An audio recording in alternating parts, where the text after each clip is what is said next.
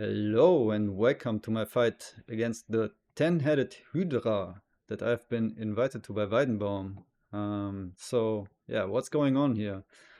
Weidenbaum proposed a challenge game where the top players of the TTI community look at the game on their own and then propose the best turn they can come up with. And then one of these turns will be chosen randomly to be played out. It also includes seeding events. So there will be a lot of work and communication going on in the background of this game, all coordinated by Weidenbaum. So you can look forward to a banger of a video on his channel once this is all wrapped up. And yeah, I think it will just be extremely interesting to see how convergent or divergent the different versions of the proposed moves turn out to be. It will be very interesting to see what the video that he will have in the end. Since I was lucky enough to get invited to participate in this challenge game as an opponent to this 10-headed Hydra, and the other guy is Mayandor, as you can see. I actually got motivated to record the game myself.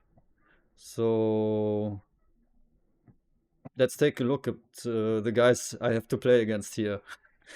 It's actually quite insane. Let's see.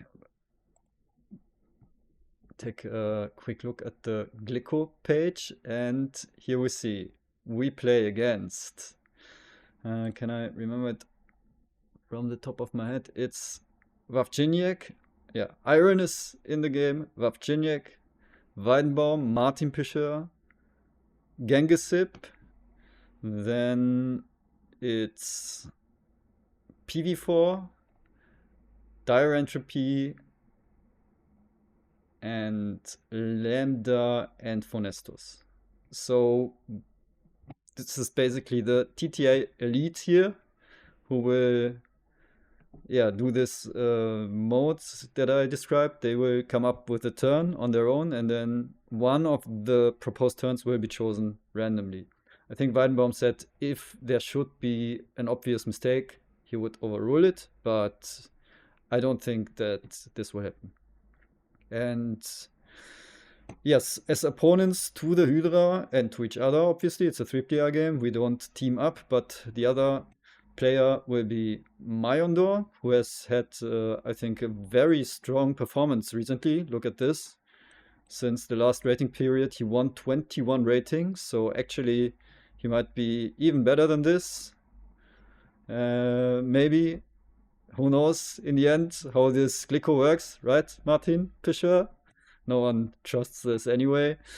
And here I am with on rank 18, which I'm actually quite proud of. So I have zero idea how I ended up here, but it is what it is. And I was lucky enough to get invited to this game, and I'm looking forward to play it and to share it with you guys. So what I plan to do is actually take a look at each turn and also try to anticipate what they would do, and just share turn by turn. So each video will be only one turn, my thoughts on the game, and offer you a live perspective of the game, which includes a gentleman's agreement with all the participants to not watch these videos. So that's something that we hopefully agree on. It's not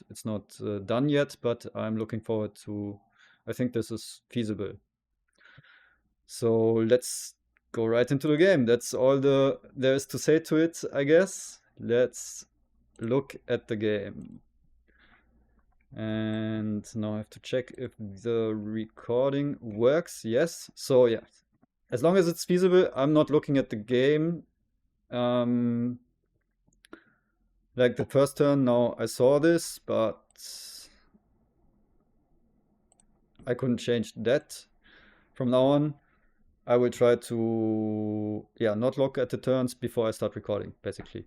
And still here, it's worth to discuss what's happening. Mayondor starts with the pyramids. I'm very happy to see that he does this turn.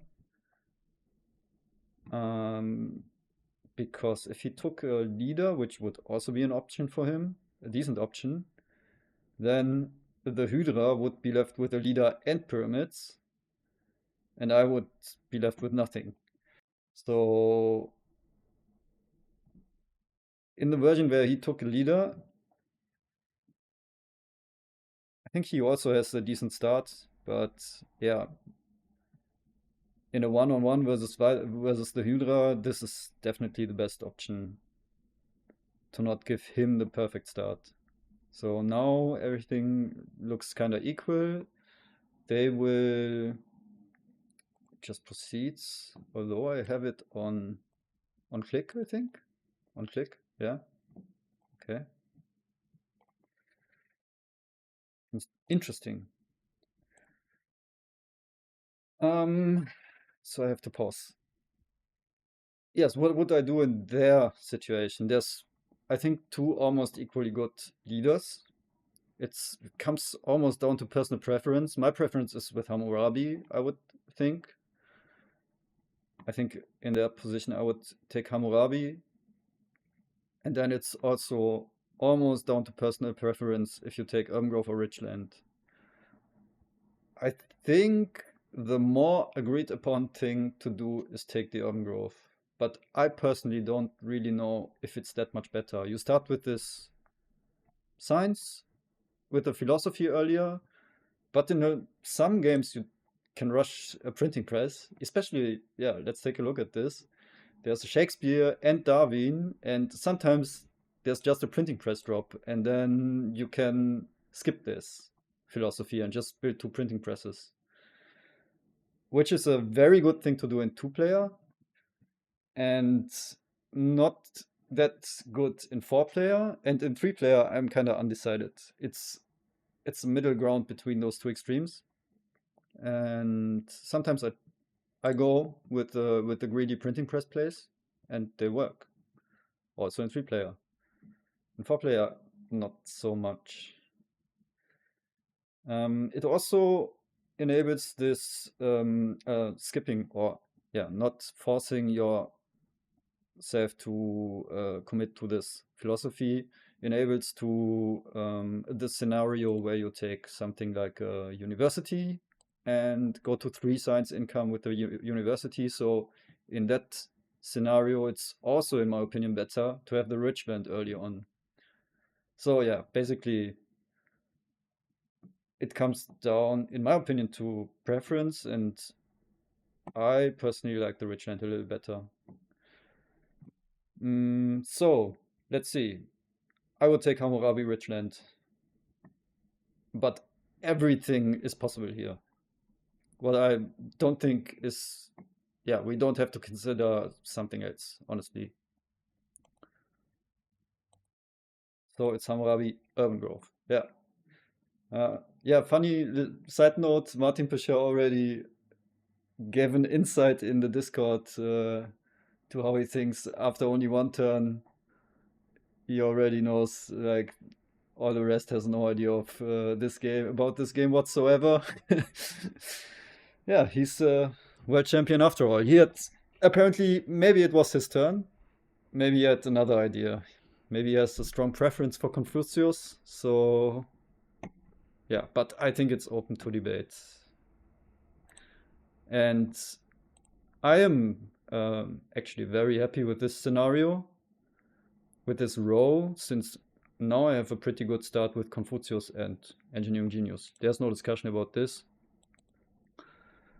Of course, I can take my time, so this makes no sense, obviously. I could consider taking Stonehenge instead of the EG, but even without looking at H1 wonders, I would say this is better. The skip. I'm not that much, yeah, that big of a fan of the Stonehenge in general. It's okay. It's not bad. It's just not, yeah, I don't have a personal preference. My personal preference is, I don't know. It's kind of awkward sometimes. Hard to explain. Takes many civil actions, and what it enables is to go for a very early monarchy. I think that's the best case. Or Court of Laws, obviously. Court of Laws plus Iron. This is sometimes a little hard to do. But of the two options, the very early monarchy, it's not bad, but I think in 3-player and 4-player, the monarchy turns out to be not working that great in the end, more often than not for me. Just going for an for the setup where you can take any H2 government and just go for it the moment it drops is a lot more successful for me personally. And the chances in 3-player, 4-player are so high that one of those will just drop in the first 2 of your turns in H2, since there's 4 cards. So early monarchy can work, but it's not something I would value extremely high. You have to, I don't know, make it work by getting a Code of Law on top and getting preferably one civil action wonder on top, like Forbidden City and Kremlin. Then it works until the end of the game. And pyramids also, of course. Yeah. Long story short, I'm not gonna take the Stonehenge. I'm going for the EG, and there's just so many good wonders here. Forbidden City first is alright. University first is S tier, I would say. Silk Road first is not far behind the new University, I would say. Great Wall first can work well in 3-player games. It's not what I what I would prefer the most, since it's quite susceptible to Ravages of Time, in my opinion. If there was no Ravages, probably I would still prefer the Science Income. Just Great Wall can be a very comfortable wonder to play on. Just not be worried about strength whatsoever. Somehow you're just safe if you have a Great Wall and it doesn't crumble. No one is inclined to go heavy military against the Great Wall. And Machu Picchu first can be ridiculous. If you get iron and irrigation and have it quite early on, I think it's ridiculously strong. In 3-player, 4-player, you aren't guaranteed to get both.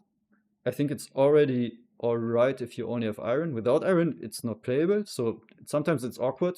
It drops early on and you can't really, or it makes it a little awkward to take and then to have invest a lot of civil actions possibly for an iron when it would otherwise not be optimal maybe to take that iron. Then all of a sudden you have to kind of be willing to pay 3 or have the risk for both of them to get taken away. And then if you are left with a Machu Picchu without iron, it's not the end of the world, but yeah, it's not something you are happy with either. So in the end, this turn is the first turn, so there's not that much to discuss, but I'm quite happy with this start. I would also be quite happy with the Hammurabi with the other start and EG. I would say they are very, very close to each other. Yeah, maybe one final thought to this. I would probably prefer Hammurabi, especially in third position. You don't really want to be seeding every turn with Confucius. He's only strong, obviously, if you seed every turn and take that science income per turn, then it's crazy good. And it is possible to get punished by strength events in a 3-player game, and that's something we will have to look out for if we. So it's not a question of if, we will be seeding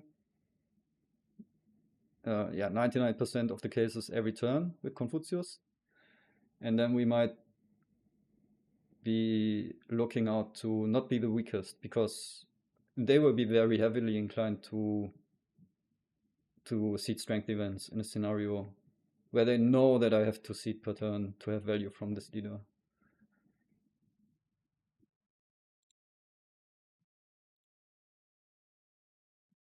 So yeah, that's I think all I have to say right now, and I'll be looking forward to let you have an insight into these ongoing games, and yeah, see you next turn, I guess. Bye bye.